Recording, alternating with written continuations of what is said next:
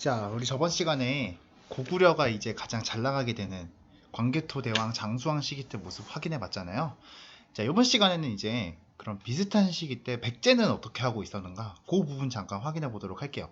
이전까지는 백제가 가장 잘 살고 있었죠. 이제 고구려의 침입을 받은 백제가 어떻게 됐을까, 이 부분 살펴보도록 할게요. 자, 시기는 같은 시기입니다. 우리 같은 시기의 상황을 백제 입장에서 볼 건데요. 자, 고구려 입장에서는 한강 유역을 차지해가지고 강대국이 되는 발판이 된 시기였습니다. 하지만 백제 입장에서는 장수왕이 침입을 해가지고 지금까지 수도였었던 위례성을 잃어버리고 쫓겨나게 된 상황이죠. 그쵸? 자, 그래서 백제는 일단 지금 이 엉망진창인 상황을 수습하는 것부터 시작을 해야 됩니다. 수도 잃어버렸지, 그치? 왕은 죽어버렸죠. 여러분, 어떤 왕이었죠? 자, 계로왕 죽었지, 그치? 자, 이 상황을 백제가 어떻게 수습할 것인가? 그 다음에 기분 상하잖아요, 그쵸? 이 백제 고구려에 대해서는 또 어떻게 복수를 할 것인가? 그 부분 우리가 잠깐 살펴보도록 할게요. 자, 여러분 이미 말했듯이 전쟁에서 이기는데 제일 중요한 거는 뭐라 그랬어? 자, 머릿수라고 했습니다. 우리 이미 한참 전 시간 때 확인해 봤던 겁니다. 그쵸? 자, 그러니까 백제도 고구려와 전쟁을 해서 이기려면 머릿수가 고구려보다 많아야 되는데 고구려가 이미 너무나 많은 땅을 가지고 가버렸습니다. 빨간색 땅에 나머지 나라들 이거 비교 안 되죠? 물론 여러분 땅이 넓다고 해서 꼭 반드시 인구가 많은 건 아니지만 어쨌든 이제 지금 현재 상태로서는 백제가 고구려를 머릿수로 이기는 거는 거의 불가능합니다. 알겠죠? 이 상태에서 복수하겠다고 고구려랑 싸워봤자 백제가 보나마나 박살날 게 뻔하단 말이지, 그치? 자, 그래서 백제는 머리를 굴려야 되는 상황입니다. 그때 눈에 들어온 게 바로 뭐냐? 바로 여기 있는 나라, 옆에 있는 신라였습니다. 물론 신라는 당시 상황이 백제만큼도 안 됩니다. 그죠? 그나마 백제가 낫습니다. 그치? 그러나 어쨌든 하나라도 더 많아야 고구려의 위험을 막을 수 있잖아요. 그렇죠? 이만큼이라도 더 있으면 고구려의 침입을 방어하는데 그래도 조금 낫겠죠? 그래서 그 결과 백제는 신라에게 접근을 해서 두 나라의 동맹이 맺어졌다라는 내용은 이미 저번 시간에 확인을 했었습니다. 자, 무슨 동맹이라고 불렀어요? 우리가 나제 동맹이라고 불렀던 거 기억나죠? 자, 우리 이 상황까지는 살펴봤고, 자, 하지만 백제가 지금 무엇보다 해야 될 것은 무엇이냐? 하지만 그보다도 그 못지않게 중요한 문제는 바로 지금 동맹도 중요하지만 왕이 살 곳을 찾는 게 중요했습니다.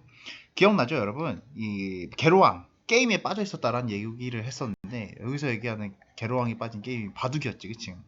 이 바둑에 빠져있던 계로왕의 모가지가 날아간 이후에 백제는 어쩔 수 없이 급하게 이 계로왕의 아들을 왕으로 올린 다음에 다른 곳으로 내려가가지고 지금 새로 나란 일을 해야 되는 상황이었습니다. 그래서 그때 백제 왕이 살아야 될, 살 수 있는 곳으로 몇 가지 후보가 제시되는데 우리 상식을 가지고 같이 한번 판단해 볼게요. 자, 몇 가지 옮겨갈 이 수도의 후보로 하나는 꽤 번화한 지방의 도시가 추천이 됐습니다. 자, 특징을 보자면 일단 왕이 급하게 해서 내려가서 살 건물도 있습니다. 그죠? 급하게 내려가서 살 건물이 있네. 그치? 그 다음에 방어시설 같은 것도 있습니다. 원래 사람들이 살았던 데니까 방어시설이 있었겠죠. 그쵸? 자, 그 다음에 왕과 같이 일해본 귀족들 역시 대도시니까 뭐 꼭 수도에 안 살더라도 지방에 살던 귀족들도 있으니까요. 그쵸? 자, 그런 사람들도 있었습니다. 자, 대도시가 싫으면요 아무도 없는 그냥 벌판 있는 동네로 갈 수도 있습니다. 그죠? 갈 수도 있는데 자, 이런 데는 문제가 뭐냐면 정말 아무것도 없습니다. 그죠? 건물도 없고 방어 시설 같은 것도 없고 어떤 사람도 없습니다. 자, 그러다 보니까 여기서 어디를 선택하게 됐을까요? 당연히 급한 상황이니까 지방 대도시. 자, 지방 대도시가 결국 선정이 되었고 이 당시에 이 지방 대도시 중에 웅진이라고 하는 곳으로 수도가 옮겨가게 됐고요. 이 웅진이 바로 두 번째 백제의 수도가 되었습니다. 자, 우리 여기서 그런데 하나 살펴보고 가야 될 게 있습니다. 자, 고구려도 수도를 한번 옮겼었죠? 자, 고구려가 평양으로 수도를 옮긴 거는요, 이 장수왕이 신하들의 반대를 박살내고 일부러 수도를 옮긴 거기 때문에 이 당시에 이 장수왕의 평양 천도 이후에 왕의 권력이 계속 올라가는 모습을 우리가 한번 확인해 봤었죠. 그쵸? 자, 그런데 백제의 천도는 상황이 좀 다릅니다. 겠죠?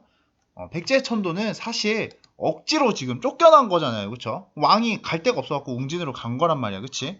그래서 이 당시 웅진에 있었던 귀족들 입장에서는 왕이 아주 우습게 보일 겁니다. 무능하니까 쫓겨난 거잖아요. 그치? 전쟁에 져서 쫓겨난 거죠. 그러니까 당시 웅진에 있었던 귀족들은 왕을 크게 무시했고요. 결과적으로 왕의 권위가 상당히 떨어지는 웅진으로 천도한 이후에 백제 왕의 권력.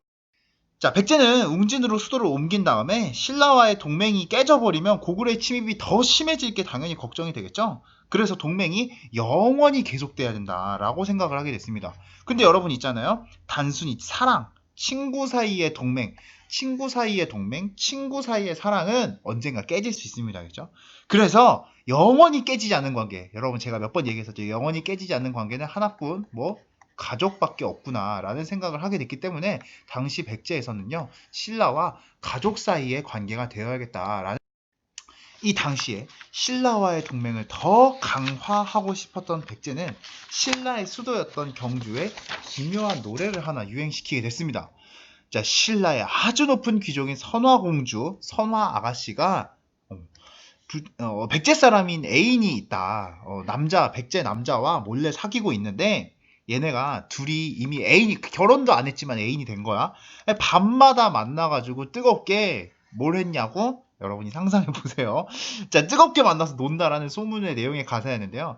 지금 이런 소문이 돌아도 망측하고 거의 고소할 급이지, 그치? 그랬는데 옛날에 들었으니까 더 사람들이 신기하고 이상하게 생각했습니다. 결혼도 안 한 사람들이 이렇게 소문이 날 정도로 논다는 소문이 퍼지기 시작하니까 이 당시에 이 결혼을 안 해가지고 이 소문의 대상이 되었던 이 선화 아가씨, 선화 공주는요, 결혼도 안 한 사이가 이렇게 놀면 안 되니까 차라리 그럼 이 악소문을 잠재우려면 어떻게 하면 되겠다? 내가 결혼을 하면 되겠다라는 생각을 하게 됐습니다. 그래서 결국 소문의 당사자였던 신라의 선화 공주와 당시 백제의 왕 또는 왕족, 정확하게는 알려져 있지 않습니다. 그죠? 이 결혼을 하게 됨으로써 이 두 나라의 동맹이 아주 강해지게 됐습니다. 우리 교과서에서는 이렇게 결혼을 한 백제 왕을 동성왕이라고 보고 있는데 요 노래가 유행했던 이 시기가 언젠지는 완전히 정확하게 알려져 있지는 않습니다. 그렇죠? 이 정도만 우리 알고 넘어갈게요. 우리 신라와의 동맹으로 바깥에서의 고구려 위협에 어느 정도 대응한 후에 백제가 할 일은 이제 땅에 떨어진 왕의 권위를 다시 되살려 놓는 겁니다. 지금 땅에 떨어졌죠? 여기 보이지, 그치? 자, 웅진의 귀족들뿐만 아니라 전국에 있는 귀족들이 모두 왕을 굉장히 우습게 생각하고 있기 때문에 왕은 지방에서 세금 걷는 일 같이 정말 단순한 일에도 크게 애를 먹고 있었습니다. 귀족들이 말을 안 듣고 있는 거예요, 그쵸? 자, 그래서 신라와의 동맹으로 고구려의 위기를 좀 막아낸 왕은 이번에 지방에 대한 통제력을 높일 정책을 준비하게 됐습니다. 자, 당시 백제 왕이었던 백제 무령왕이 생각하기에 말 안 듣고 세력만 강한 귀족들보다 믿을 것은 오히려 가족뿐이다라는 생각을 하게 됐습니다. 여러분, 이 당시에 이 사람은 이렇게 생각을 했다는 거죠. 자, 신라와의 외교를 바탕으로 바깥을 크게 안정시킨 상황을 만들었던 당시 백제의 왕 무령왕은 자기 가족들을 전국에 보내가지고 왕의 가족들이 앞으로 세금이나 아니면 지방의 여러 사람들을 통제할 수 있는 권한을 주게 되었습니다. 그나마 백제가 신라와의 동맹을 통해서 나라 바깥을 좀 안정시켰으니 왕족들의 이런 목소리가 어느 정도 먹히는 상황이 됐단 말이죠. 그렇죠? 그래서 얘네들이 이제 귀족을 무시하고 직접 세금 걷고 사람들 벌 주는 지방 관리의 역할을 담당했구나라는 점을 우리가 확인해 볼 수 있겠고요. 자, 이렇게 지방에서 왕의 명령을 따라서 지방을 관리하는 왕족들을 우리가 뭐라 부르느냐? 바로 담로라고 부르고 있습니다. 지방에 담로가 파견이 됐구나라는 부분 하나 확인을 하시고 우리 학습지 잠깐 정리를 하고 그 다음 내용으로 넘어갈게요. 자, 우리 볼까요? 자, 고구려에게 한강 유역을 빼앗긴 다음에 나제 동맹을 체결하게 됐고 이후 고구려의 침략으로 수도가 함락된 이후에 계로왕이 사망하고 웅진으로 수도를 옮기게 됐습니다. 그 다음에 동성왕 같은 경우에는 신라의 왕실과 혼인을 해서 고구려에 대응하려고 했고요. 자, 이후에 무령왕은 지방의 주요 지역에 22개의 담로를 설치해서 이 담로를 왕족이 직접 관리하게 했습니다. 자, 이렇게 어느 정도 나라의 바깥과 안을 정리하였으니 그 다음에 무엇을 했을까? 계속 살펴볼까요? 여러분, 백제는요, 지금 나라 바깥의 문제는 신라와의 동맹으로 어느 정도 수습을 했고요. 나라 안의 문제는 담로를 보내서 대체를 했습니다. 백제는 이제 나라 안팎의 문제가 어느 정도 수습이 되었으니까 본격적으로 백제가 이제 해야 될 일을 할 상황이 됐습니다. 해야 될 일이 무엇이냐? 바로 옛날 고구려의 광개토대왕 장수왕처럼 무령왕이 무령왕 다음에 올랐던 백제 성왕이 이제 옛날 수도를 다시 되찾고, 여기 어디야? 한강 유역에 있었던 한성 또는 위례성이라고 부른다고 했죠. 자, 이 지역을 되찾고 고구려한테 복수하는 게 얘네들의 이제 진짜 목표가 된 거죠. 자, 그러기 위해서는 우선 사람들을 쫙 끌고 한강 쪽으로 올라가야 되는데, 문제가 뭐야? 자, 웅지는 갑자기 내려온 곳이다 보니까 귀족들한테 무시당할 일이 많았다라는 이야기 했습니다. 아까 정리했었죠, 그쵸? 자, 그래서 웅지는 귀족 세력이 강하기 때문에 아무래도 여기서는 왕이 사람들 쫙 끌고서 야, 우리 가자라고 말하는 게 굉장히 어렵다는 결론을 내리게 됐습니다. 그래서 백제 성왕 역시 장수왕처럼 백제도 왕이 직접 주도해가지고 수도를 옮겨야 될 필요성을 느끼게 됐습니다. 그래서 백제 성왕은요, 마침 강이 있어서 교통도 아주 편리했던 사비성으로 수도를 옮기게 됐습니다. 자, 우리 웅진천도 한번 비교해 봐야 되죠. 자, 웅진과 천도했던 시절과 비교해 보면 웅진으로 수도를 옮긴 이후에 강한 귀족들의 세력에 왕이 크게 눌리게 되었다라는 이야기를 했습니다.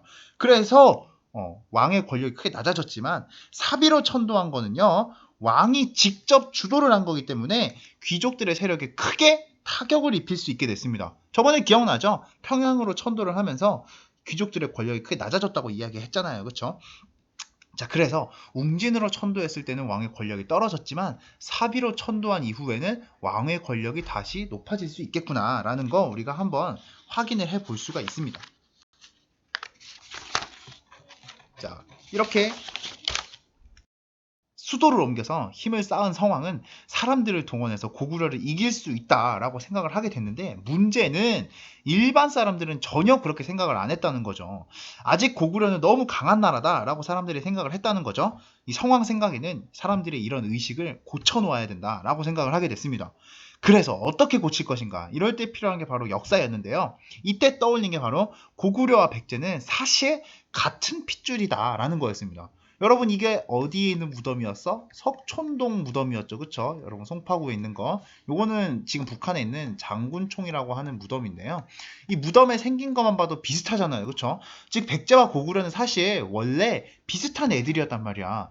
그런데 시간이 흐르면서 그냥 잠깐 달라졌을 뿐이기 때문에 우리가 고구려에 비해 꿀릴 게 전혀 없다라고 생각을 해서 이 고구려보다 뒤처진 나라가 아니다. 왜? 우리 원래 주몽도 부여 출신이고 온조도 부여 출신인 주몽의 아들이었잖아요. 그쵸? 그래서 우리 둘 다 부여 출신이기 때문에 고구려에 비해서 우리가 못할 게 없다. 자, 그래서 나라 이름에서부터 고구려와 동등하다는 생각에 남부여라고 하자. 왜? 부여가 고구려보다 더 역사가 오래됐잖아요. 그쵸? 이 역사가 오래된 부여의 후예니까 우리는 고구려보다 못할 게 없어. 그러니까 우리 고구려 이길 수 있다 라고 주장을 한 거죠. 백제 나라 이름을 잠시 남부여로 고쳐서 부르게 했습니다.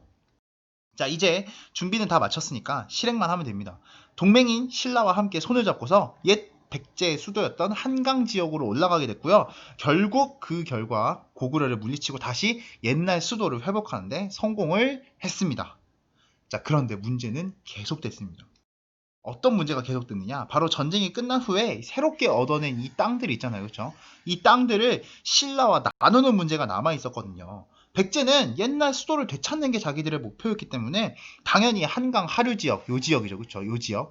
이 지역은 원래 우리의 땅이라서 우리가 가져가고, 신라는 이쪽에 한강 요 지역, 요 빨간색으로 칠해진 지역, 이 지역을 자기들이 가져가는 거구나라고 생각을 하게 됐습니다. 근데 문제가 뭐였냐면요, 한강 하류는 이렇게 생겼고요, 한강의 상류는 어떻게 생겼느냐, 이렇게 생겼습니다. 즉 쉽게 얘기하면은 여기서는 농사가 안 된다는 거죠. 실컷 땅을 얻긴 했는데 농사가 잘 안 되니까 신라는 열심히 전쟁을 했는데 별로 얻은 게 없구나라는 생각을 하는 그런 상황이 되어버렸단 말이지. 그치? 신라 입장에서 열받잖아요. 자, 그래서 이때 이제 수도 되찾아가지고 좋아하고 있는 백제를 배신해서 신라가 몰래 백제를 공격하고, 백제는 결국 준비를 안 하고 있다가 갑자기 신라한테 공격을 당하니 한강에서 쫓겨나게 됐습니다. 전쟁에 패배해가지고요. 그래서 결국 한강 하류 지역까지 전부 신라 땅으로 넘어가게 되어버렸습니다. 너무 화가 났던 성왕이 신라 놈들을 때려잡겠다고 바로 자기가 직접 쳐들어가게 됐는데, 냉정하지 못한 생각으로 쳐들어갔던 성왕, 결국 관산성 전투에서 패배하게 되었고요. 이 전투에서 아예 칼을 맞고 사망하게 됐습니다. 나라의 모든 것을 들여서 일으킨 전쟁에서 패배한 백제, 어떻게 됐을까요? 여러분 적당히 생각해 볼 수 있겠죠? 마지막 학습지 정리하고 오늘 수업 마칠게요. 자, 보겠습니다. 자, 성왕 때 수도를 사비로 옮겼고 국호를 남부여로 고쳤고요. 자, 신라가 연합해서 한강 하류 지역을 다시 찾았지만 이후에 신라의 배신으로 인해서 관산성 전투에서 패배해서 사망하게 되었다 라는 내용 우리가 한번 같이 확인을 해보고 오늘 수업을 여기까지 하도록 하겠습니다.